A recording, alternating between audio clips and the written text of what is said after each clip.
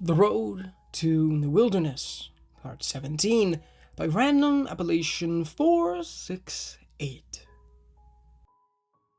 I gripped Chris's hand and snuck a peek through the ship's rail, watching the reflection of the beast.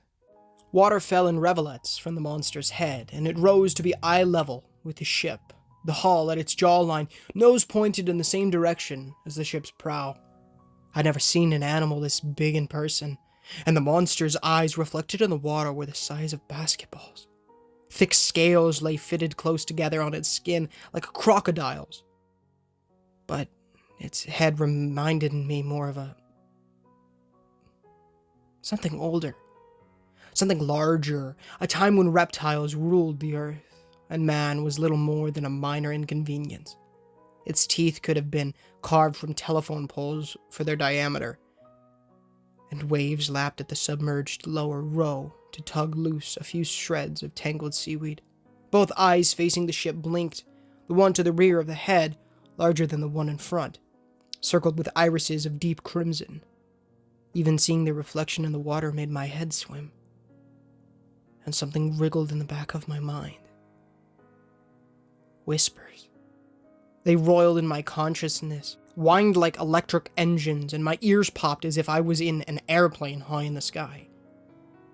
From the depths of my brain, floating to the surface of unknown memory, came the three broken words: hoarse and impersonal.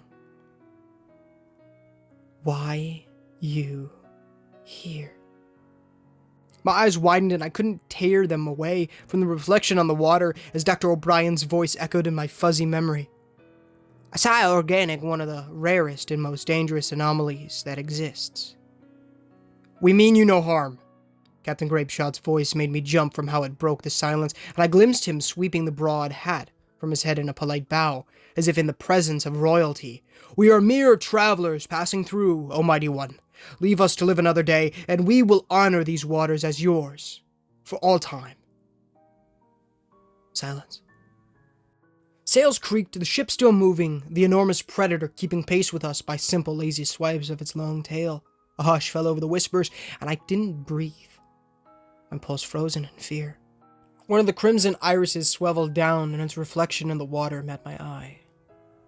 Ice, so cold it seemed to burn, shot through every vein in my body. I couldn't move, couldn't so much as whisper in fear. The being latched onto me through our gazes, peering into my very soul. Voices slithered through my mind like soft tendrils, too low for me to hear, but something about them seemed curious. Almost like the thing in the water was just as perplexed by my existence as I was to its. With every ounce of willpower I had left, I forced my dry eyelids shut and bit my lip at the pain that coursed through my skull in a bolt of lightning. Go! A split second after the whispers echoed in my mind, a rumble crept from the huge creature's throat, thunderous and baritone, shaking every board in the ship. With a great plunge, the creature dove. The enormous, scaly tail rose arched into the sky behind it. The tail rocketed down after its owner and sent a geyser of water into the air, higher than the tallest mast of the ship. It rained down on all of us, and a heavy curtain had knocked me onto my stomach with the force of the impact. As if trembling itself, the ship wobbled back and forth on its keel, but stayed upright, and the pain in my head began to dissipate. All hands, count off. First to stand, Captain Grapeshot checked little Terran over with meticulous care, his eyes probing the rest of the ship for missing crew members. I'm alright. Still here, Cap. Good to go, Captain. Happy shouts echoed from around the deck, and the color returned to the pirates' faces. Crystalline rivers drained out the sides of the railings to leave behind chunks of soggy grass, fresh-grown seaweed, and a few silvery fish that flopped along the boards in surprise at their predicament. Some of the nearby seagulls started to call once more, and just like that, the lake went back to its tranquil self beneath the late summer sun. Jamie helped Chris to his feet, and I went to do the same. Whoa. My head fizzed with static, the earlier pain still in the process of ebbing away, and I stumbled. Hey, easy. Jamie caught my arm, her green eyes locked onto me with concern. You don't look so good. Shaking my head, I winced at another jolt of slowly fading ache in my brain. I'm fine. Another hand seized my arm, and the first mate stared into my eyes with a deadly serious frown. His dark gaze flared with shock, and the first mate's jaw went slack. He looked at it. Oh no.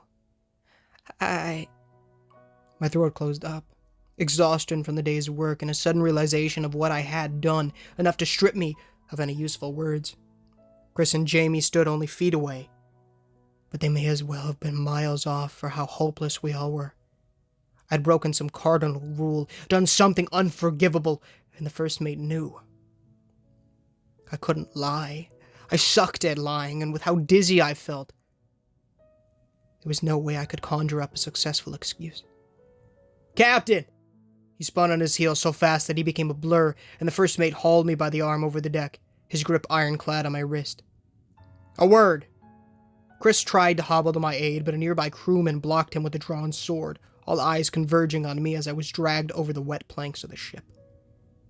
Halfway up the steps to the helm, Captain Roberts turned, and his eyes narrowed in suspicious slits upon catching sight of me. "What's the meaning of this?"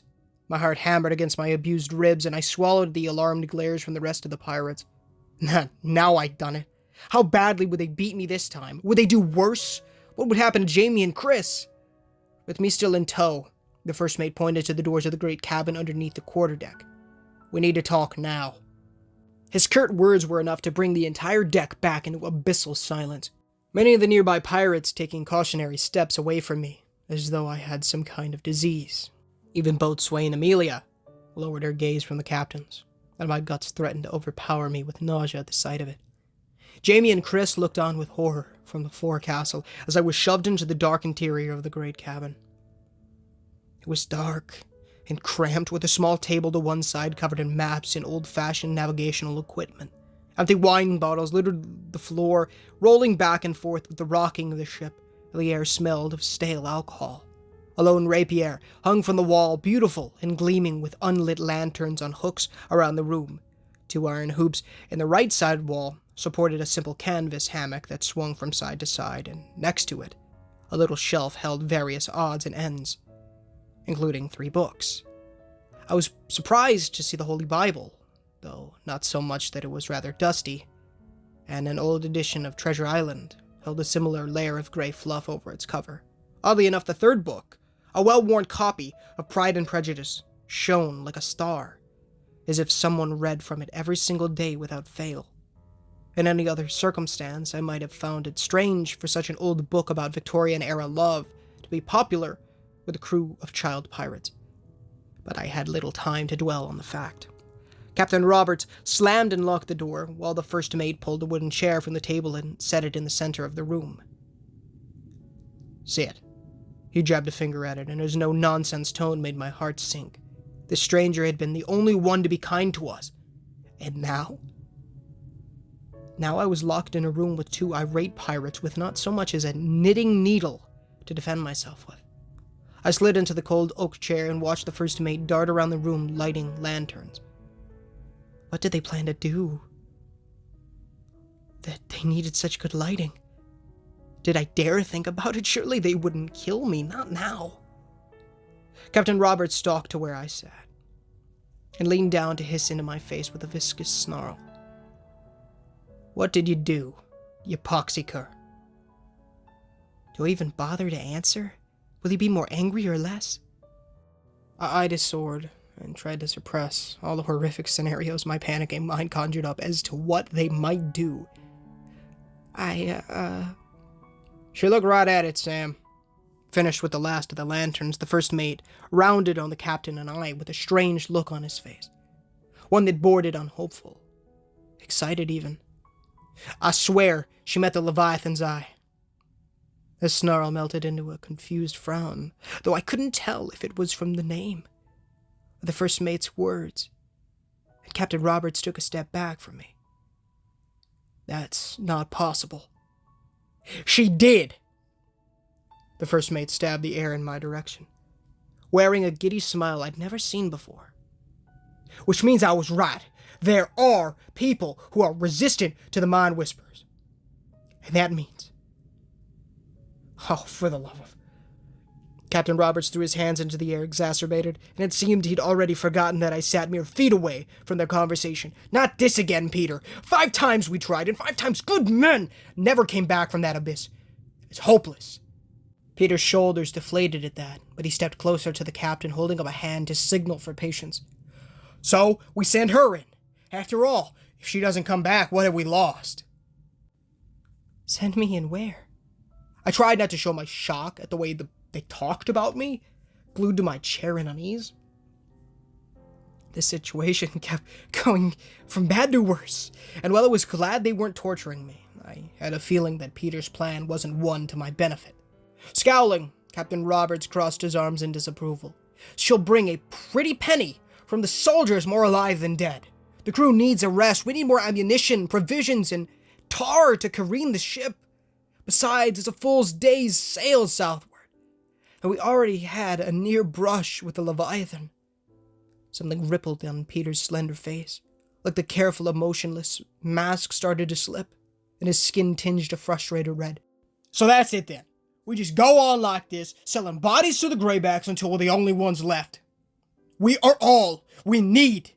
Captain Roberts growled back, his hand gripping the hilt of his sword so tight I wondered if his knuckles might split. They deserve this. They started this. They're people, for heaven's sake. Peter erupted and kicked one of the empty wine bottles so that it smashed against the nearby wall into 1,000 red shards. I'm sick of the lying, Sam. Sick of the blood, the death, all of it. I don't want to do this anymore. His own rage boiled to the top, and Captain Roberts closed on Peter to stare right into his eyes, a vein bulging in his neck. Even the old man, after everything he did, everything he took from us, was that wrinkly scumbag a person too? He got what he deserved. Peter stood his ground, the two almost eyeball to eyeball, hands on their weapons, though neither drew on the other. But the women, the kids, can you look me in the eye and tell me you sleep better at night after what we did? What would Grace think? Grace. The name hit me like a bucket of ice water, and I remembered how Taryn had turned so sad at the mention of this mystery girl. So, she had been important to more than just the child. She'd been someone special. Someone close. Like family. Something glinted in the corner of Captain Roberts' left eye, a brief gleam in the yellow light of the surrounding lanterns. But he blinked hard, and it vanished. Get out. Peter's eyes flickered toward me, and concern crawled over his features. Sam, don't take this out on... Captain. He snapped the words, emotion heavy in his voice, and Captain Roberts stomped to his desk, his back to the both of us. It's Captain Grapeshot Roberts. Now get out. For a moment, Peter's expression crumpled, and he looked genuinely crushed, as if the words hurt more than I knew. But he just sighed and turned to me. His eyes grave. If anything happens, I'll be close by. Wait, so you are on my side? I didn't have time to so much as stutter a thank you before the first mate stormed out the great cabin doors and slammed them shut behind him. Deafening quiet fell over the tiny room, and I gulped a nervous lump in my throat, gauging the distance between me and the rapier on the wall. Should I take the chance and try to escape? Where would I go? I don't know how to use a sword, and even if he was a few years younger than me, the captain definitely had the size and strength advantage. I'd end up hurt. Or worse, and God only knew what they might do to Chris and Jamie in retaliation. Cloaked in shadow, the captain kept his back to me, his head hung low over the table full of maps. Is it true? His voice lost some of the strong English Caribbean accent, and Captain Roberts let his shoulders slump, as if he couldn't hold them up anymore. It made him look less like a fearsome pirate captain and more like a boy in mismatched clothing with a sword, 2 boots, and the weight of the world pressing down. If it hadn't been for the heinous things Peter had mentioned, I might have felt sorry for him. Chris and Jamie, I have to think of a way to help them. It is. I dug my thumbnail into the side of my trousers to keep from shaking. Captain Roberts walked to the bay windows in the back of the cabin, and I noticed him rubbing at the shark's tooth necklace he wore close to his chest, as if it were some kind of good luck charm. Of all the things that live in these waters, the Leviathan is king. It's a smart beast. It knows when a motor goes out on the water, and it knows enough to understand human words. There's 6 of them, by my count, but I figure they've got babies on the way like everything else around here. Every time someone has dared to look one in the eye, the monster whispers into their minds, and they're dead within minutes. Everyone except you. At last he turned from the window, both eyes regarding me with skeptical wariness. We have a deal, the soldiers and I. Whenever I catch someone on the water, I bring them in. The Greybacks pay me whatever I need. Guns, food, medicine, a ransom fit for a king, as long as I collect enough bodies. They'll pay double for rangers, and who knows how much for one who can survive a mind whisperer. But they would pay a lot more for this. In one hand, the captain held out a piece of white modern printer paper, crisscrossed with folds and creases. It depicted a simple black box, much like a small plastic travel tote, with a folder handle and 4 thick hasps to hold it shut. The box looked military in issue and bore a set of white numbers painted on the side of the case. LDB01106. Confused, but with the slightest glimmer of hope that I might not get an extra beating today, I straightened up in my seat. So, what is it? I don't know. He flipped the paper to look at the image, the captain's eyes searching the printout as if there were some hidden clue he'd missed somewhere. But the Greybacks are willing to pay through the nose for it. Trouble is, with the Leviathan in the sea and most of their aircraft not working this far into the county, the soldiers need us to get it back. And last time they saw this bloody thing, it was in Collinswood. My spirits tumbled. That name enough to dash my hopes to pieces. Collinswood. The town burned by a horde of missiles. All because of one stupid mistake. Over 5,000 souls lost in a single night. Taking a deep breath, I cleared my throat. Desperate to find a positive side to this conversation. But can't ELSAR reach it by land? I mean, if it's that important, they should have the men to get it themselves. Waving me off, the captain crossed the room to a small cupboard and pulled out a tall wine bottle along with a corkscrew. You think they'd hire us if they did? Oh, they've got pretty guns and lots of armor. True, but the boys in gray are stretched thinner than you know. Besides, the water has cut off most of the town from the south, and a bunch of the white-eyed devils made a nest on the eastern side. Over 100 strong. Whatever they dropped in there tainted the air with some kind of chemical, so none of our lads can go 10 feet without a mask. Only way in is from the sea. And we're the only ones who know these waters well enough to get there.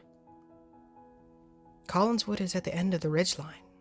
If they send us out to look, we could just cut north and swing around to head for New Wilderness.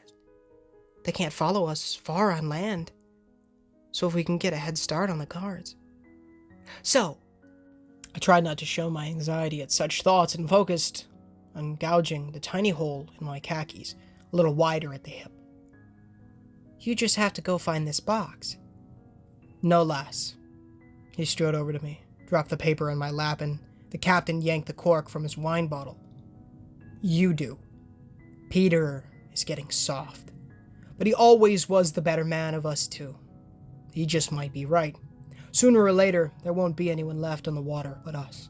And we need more supplies to build a fort before winter. We've tried 5 times to retrieve the box, and every time that cursed town swallows whoever we send. There's something wrong with it. Something worse than mutants at its core. But if you bring it back, we could ask for a high enough price to retire from pirating for good. No more fighting. No more death.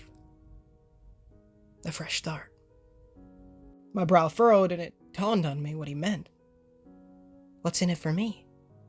Raising the bottle in a mock toast, Captain Roberts regained some of his former malice in the smirk that crawled over his shrewd face. Freedom. You bring me that box and I'll let you go. All three of us. Asking for more made my heart pound, but I couldn't risk losing Jamie or Chris if this deal turned out to be legitimate. Aye.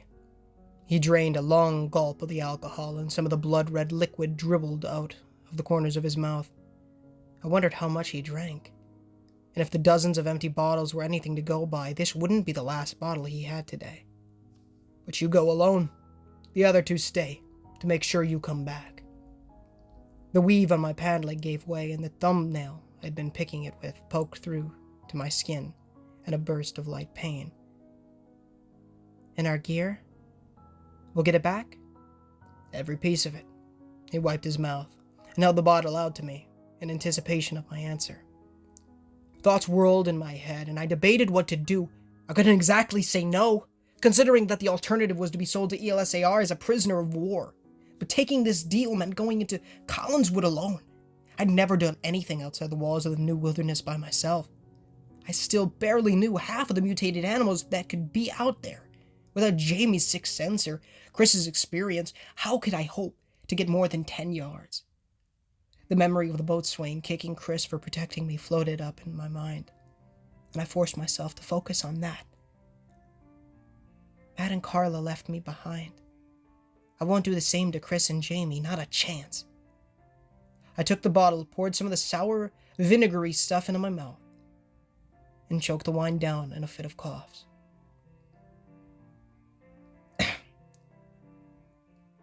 Deal.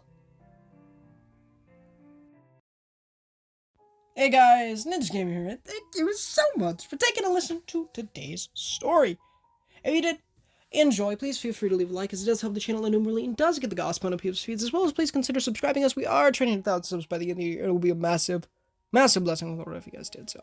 Of course, if you haven't already, read the $1 million questions on screen right now, bid, comment, and in, the description. That'll teach you about becoming born again, going to heaven, so please do so. It'll teach you how to go to heaven by repenting of your sins and trusting in the good Lord Jesus Christ with all your mind, soul, and strength, as well as also building that relationship after you've done those things by reading the Holy Bible daily, pray daily, and evangelize people, as well as, guys, please join the Discord, link in the description. Yeah, as well as, please go check Random Appellation 468 out, the author of tonight's story. His story, the original story link, and his Reddit page are in the description, as well as the wonderful music you hear playing right now, as well as throughout the story by Mew, the amazing musician, pianist, whatever you want to call him. He makes all of the music for these videos, and they're, well, most of them are free to use as long as credit is given. So go check his channel out, as well as all the songs in the description, and my brother's channel, to Mac Plush Videos. If you guys enjoy plush videos and you want to see a little bit of different content that I'm also in sometimes, I make quite a few cameos in that. And so if you guys are interested in that, please feel free to go check that out. The link will be in the description as always. Yeah, I'm not going to talk too much. Stay tuned for streaming tonight. I don't know if I'm playing in VR. I'm kind of sore, although I'm a little bit better. Gosh dang, bro. Bashing them walkers' heads in was so much fun, bro. Man, that game is a lot more difficult than I thought it would be, which I'm happy with. It kind of reminds me of Survival Instinct, except it's in real life, and honestly not as difficult, because you have full control of kind of everything, which is very nice. So yeah, I don't know. I'm really enjoying it. We did go ahead and finish up, excuse me, Batman Arkham VR last night. Got the 100% for that guy, and yeah, I kind of wanted to do Astra's Playroom tonight, honestly, but kind of a change of plans, as we're going to be playing some Realm Royale tonight, in a bit, probably about another hour or so. I don't know when this is getting out, but, it'll be out in the next couple hours or so. It's 9 o'clock EST right now, so use that to guide you. But I told a guy that I would go ahead and help him out with a trophy in Realm Royale, so that is what I'm going to go ahead and do. We're going to go for the, hold on, let me pull up the thing real quick, our DMs, really fast. I told the guy on the trophies subreddit that I would go ahead and help him out here, and the trophy we're going for is Longshot Foghorn, which is to chicken a player from more than 800 feet away. So obviously that is what we're going to go ahead and do. We're going to go ahead and kind of just go for that trophy, and hopefully we can get that sucker done.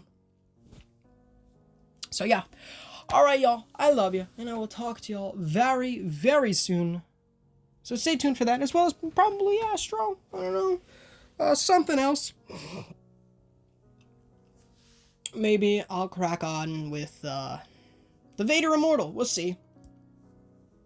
The majority of Vader Immortal is going to be the training course, at least in the first episode. I need to take a look at the other ones, but yeah, it's an absolute godsend. So I love you guys so very much. Thank you for tuning in, and please stay tuned for more awesome content from your old pal Ninja Gamer. But until next time, guys, this is Ninja Gamer. Loving this series so far. Do all that great stuff, y'all. Thank you, Random Ablation, for allowing me to narrate, as always. Love you guys so very much. And until next time, guys, this is Ninja Gamer. Signing off.